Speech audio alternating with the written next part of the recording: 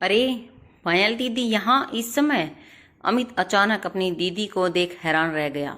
सप्ताह भर की छुट्टी लेकर आई हूँ, सोचा घर बाद में जाऊंगी, पहले तुमसे मिल लूँ। पायल ने गंभीर स्वर में कहा तो अमित को लगा दीदी कुछ उखड़ी उखड़ी सी है। कोई बात नहीं दीदी, तुम कौन सा रोज यहाँ आती हो, जरा 5 मिनट बैठो, मैं आधे दिन की छुट्टी लेकर आता हूँ। आज तुम्हें बढ़िया चाइनीज भोजन कराऊंगा। लाउंज में पड़े सोफों की तरह संकेत कर अमित करेले के अंदर चला गया। पायल अपने ही विचारों में डूबी हुई थी कि अचानक ही अमित ने उसकी निंद्रा भंग की। चले। पायल चुपचाप उठकर चल दी। उसकी यह चुप्पी अमित को बड़ी अजीब लग रही थी। यह तो उसके स्वभाव के विरुद्ध था। जिजीविषा से भरपूर पायल बात बात पर ठहाके लगाती, चुटकुले सुनाती और हर देखी सुनी घटना को नमक मिर्च लगाकर सुनाती। फिर ऐसा क्या हो गया था कि वह बिल्कुल गुमसुम हो गई थी। अमित, मैं यहाँ चाइनीज खाने नहीं आई, पायल ने होली से कहा। वह तो मैं देख ही रहा हूँ, पर बात क्या है? सोनू से झगड़ा हुआ है क्या, या फिर और कोई गंभीर समस्या आ गई खड़ी हुई है? अमित की उत्सुकता बढ़ती जा रही थी। सोनू और झगड़ा? क्या सभी को अपने जैसा समझ रखता है? पता है सोनू मेरा और अपनी माँ का कितना ख्याल रखता है, और माँ जी उनके व्यवहार से तो मुझे कभी लगा ही नहीं कि मैं उनकी बेटी नहीं हूँ। पायल बोली, सब जानता हूँ, सच पूछो तो तुम्हारी खुशहाल गृहस्थी देखकर कभी कभी बड़ी ईर्ष्या होती है। अमित उदास भाव से मुस्कुराया। अमित, जीवन को खुशियों भरा या दुख भरा बनाना अपने ही हाथ में है। सच पूछो तो मैं इसलिए यहाँ आई हूँ। कम से कम तुमसे व रेखा से मुझे ऐसी आशा न थी। आज सुबह माँ ने फोन किया था। फोन पर ही वे कितना रोई कह रही थी कि तुम अब विवाह पूर्व वाले अमित नहीं रह गए हो। रेखा तुम्हें उंगली पर नचाती है। आकाश, पिंकी और माँ की तो तुम्हें कोई चिंता ही नहीं है। पायल ने शिकायत की। और क्या कह रही थी? अमित ने पूछा। क्या कहेगी बेचारी, इस आयु में पिताजी ने उन्हें छोड़ गए। 3 वर्षों में ही उनका क्या हाल हो गया है। आकाश और पिंकी का भार उनके कंधों पर है, और तुम उनके अलग रहने की बात सोच रहे हो। पायल के स्वर में इतनी कड़वाहट थी कि अमित को लगा इस आरोप प्रत्यारोप लगाने वाली युवती को वह जानता तक नहीं। उसे उम्मीद थी कि घर का कोई और सदस्य उसे समझे या ना समझे, पायल अवश्य समझेगी, पर यहाँ तो पासा ही उल्टा पड़ रहा था। अब कहाँ खो गए? किसी बात का जवाब क्यों नहीं देते? पायल झुंझला गई। तुमने मुझे जवाब देने योग्य रखा ही कहाँ है? मेरे मुंह खोलने से पहले ही तुमने तो एक तरफा फैसला भी सुना ढाला कि सारा दोष मेरा व रेखा का ही है। अमित तनी नाराजगी से बोला। ठीक है, फिर कुछ बोलते क्यों नहीं? तुम्हारा पक्ष सुनने के लिए ही मैं यहाँ आई हूँ, वरना तुमसे घर पर भी मिल सकती थी। मैं कोई सफाई देना नहीं चाहता, न ही तुमसे बीच बचाव की आशा रखता हूँ। मैं केवल तुमसे तटस्थता की उम्मीद रखता हूँ। मैं चाहूँगा कि तुम एक सप्ताह का अवकाश लेकर हमारे साथ आकर रहो। पता नहीं तुम मुझसे कैसी तटस्थता की आशा लगाए बैठे हो। माँ, भाई बहन आंसू बहाए तो मैं कैसे तटस्थ रहूंगी? पायल सुलझा गई। हमें अकेला छोड़ दो। पायल, हम अपनी समस्याएं खुद सुलझा सकते हैं। अमित ने अनुनय की। अब तुम्हारे लिए अपनी सगी बहन पराई हो गई? माँ ठीक ही कह रही थी कि तुम बहुत बदल गए हो। रेखा सचमुच तुम्हें उंगलियों पर नचा रही है। पायल दीदी, रेखा तो तुम्हारी सहेली है, तुम्ही ने उसी से मेरे विवाह की वकालत की थी, पर आज तुम भी माँ के सुर में सुर मिला रही हो। यही तो रोना है। मैंने सोचा था वह माँ को खुश रखेगी, हमारा घर खुशियों से भर जाएगा, पर हुआ उसका उल्टा। मैं कोई सफाई नहीं दूंगा, केवल एक प्रार्थना करूंगा कि तुम कुछ दिन हमारे साथ रहो, तभी तुम्हें वस्तु स्थिति का पता चलेगा। ठीक है, यदि तुम जोर देते हो तो मैं सोनू से बात करूंगी। पायल उठ खड़ी हुई। तो कब आ रही हो हमारे यहाँ रहने? अमित ने बिल देते हुए प्रश्न किया। तुम्हारे यहाँ? पायल हंस दी। तो अब वह घर मेरा नहीं रहा क्या? मैं तुम्हें इस जाल में उलझा भी लूं तो क्या? सत्य तो यही है कि अब तुम्हारा घर तुम्हारा नहीं है। अमित भी हंस दिया। लगभग सप्ताह भर बाद पायल को सूटकेस व बैग समेत आते देख छोटी बहन पिंकी दूर से ही चिल्लाई, अरे दीदी, क्या जीजाजी से लड़ाई हो गई है? क्यों बिना झगड़े किए मैं अपने घर नहीं आ सकती? ले चीनू को पकड़। उसने गोद में उठाए हुए अपने पुत्र की ओर संकेत किया। पिंकी ने पायल की गोद से चीनू को लिया और बाहर की ओर भागी। रुको पिंकी, कहाँ जा रही हो? अभी आ जाएगी, अपनी सहेलियों से चीनू को मिलवाएगी। उसे छोटे बच्चों से कितना प्यार है, तू तो जानती ही है। माँ ने पायल को गले लगाते हुए कहा। लेकिन माँ, अब पिंकी इतनी छोटी भी नहीं है जो इस तरह का व्यवहार करे। चल अंदर चल। इन छोटी छोटी बातों के लिए अपना खून मत जलाया कर। माना अभी पिंकी में बचपना है, एक बार विवाह हो गया तो अपने आप जिम्मेदार समझने लगेगी। माँ हाथ पकड़कर पायल को अंदर लिवा ले गई। हाँ, विवाह की बात से याद आया, पिंकी कब तक हम बच्ची बनी रहेंगी? नौकरी क्यों नहीं ढूंढती? इस तरह विवाह में भी सहायता मिलेगी। पायल बोली, बहन का विवाह करना भैया भाभी का कर्तव्य होता है, उन्हें क्यों नहीं समझाती? मेरी फूल सी बच्ची नौकरी करके अपने लिए दहेज चुटाएगी? माँ बिफर उठी। मेरा यह मतलब नहीं था, पर आजकल अधिकतर लड़कियां नौकरी करने लगी हैं। ससुराल वाले भी कमाओ वधू चाहते हैं। इनकी दूर के रिश्ते की मौसी का लड़का सुमित बैंक में काम करता है, पर उसे कमाओ भी चाहिए। वैसे भी इसमें इतना नाराज होने की क्या बात है? पिंकी काम करेगी तो उसे इधर उधर घूमने का समय नहीं मिलेगा, फिर अपना भी कुछ पैसा जमा कर लेगी। तुम्हें याद है ना माँ, पिताजी ने पढ़ाई समाप्त करते ही मुझे नौकरी करने की सलाह दी थी। वे हमेशा लड़कियों के स्वावलंबी होने पर जोर देते थे। पायल बोली, अरे दीदी कैसी बातें कर रही हो? जरा सी बच्ची के कंधों पर नौकरी का बोझ डालना चाहती हो? तभी अमित का सवाल सुनकर पायल चौंक कर मुड़ी। रेखा व अमित न जाने कितनी देर से पीछे खड़े थे।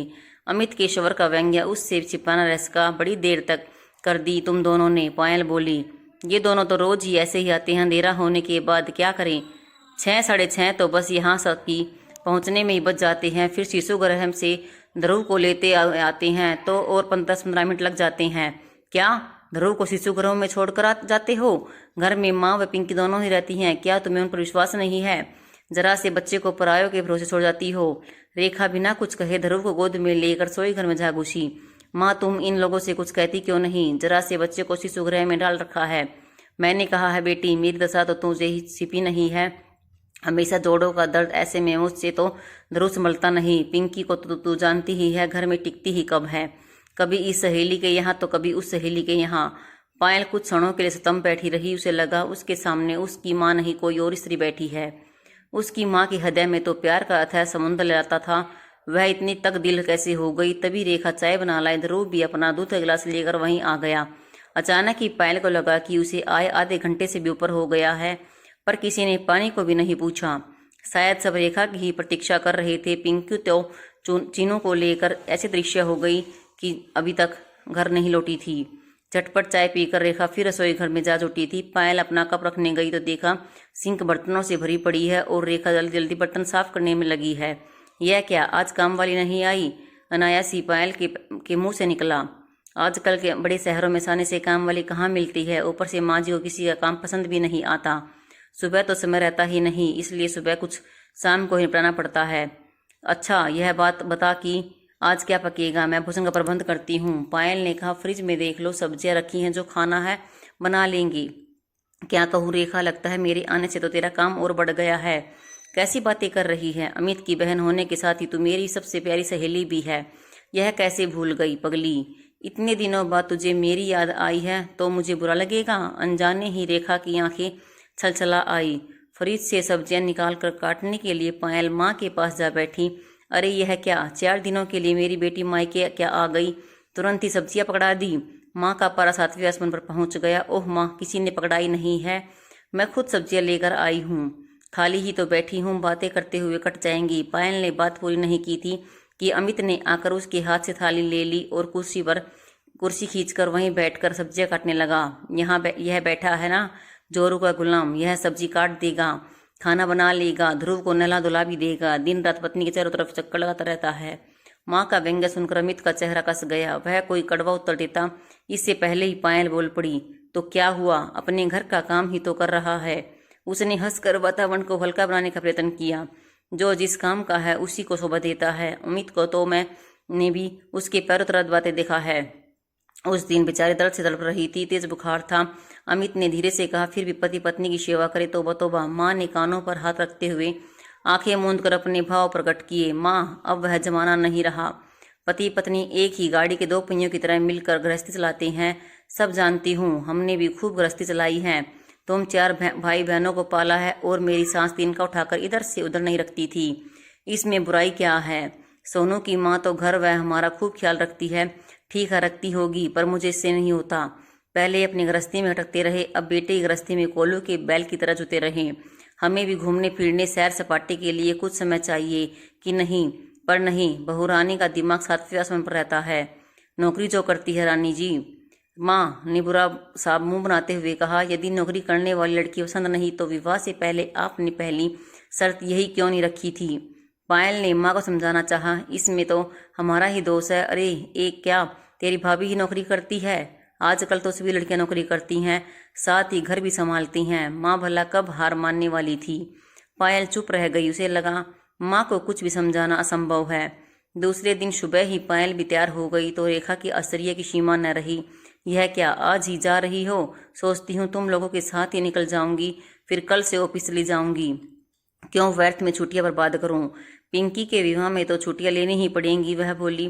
तुम कहो तो मैं भी 2 दिनों की छुट्टियां ले लूं। आई हो तो रुक जाओ। नहीं, अगली बार जब 3-4 दिनों की छुट्टियां होंगी तब आऊंगी। इस तरह तुम्हें भी छुट्टियां नहीं लेनी पड़ेंगी। बेचारी 1 दिन के लिए आई, लेकिन मेरी बेटी काम में ही जुटी रही। रुक कर भी क्या करे, जब यहाँ भी स्वयं ही पकाकर खाना हो तो माँ पायल को इतनी जल्दी जाते देख अपना ही रोना रो रही थी।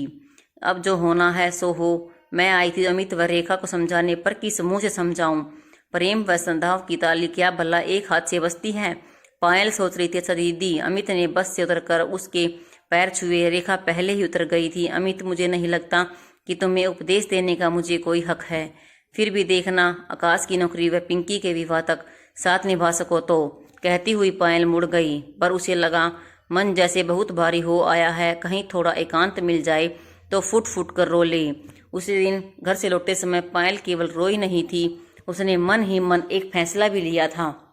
अगर अभी कुछ नहीं किया तो यह अगर सच में टूट जाएगा। करीब 15 दिन बाद रविवार की सुबह अचानक पायल फिर से अपने मायके पहुंच गई। दरवाजा पिंकी ने खोला। अरे दीदी, फिर आ गई, वह हंसते हुए बोली।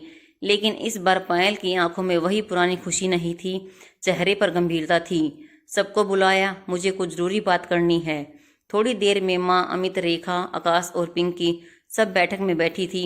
माँ ने तुरंत कहना शुरू किया, देख बेटा, मैं तो अब कुछ कहना ही छोड़ दिया है, पर तेरी भाभी को मन इस बार पायल न्यू ने बीच में ही रोक दिया। उसकी सवार की कठोरता देखकर सब चौंक गए।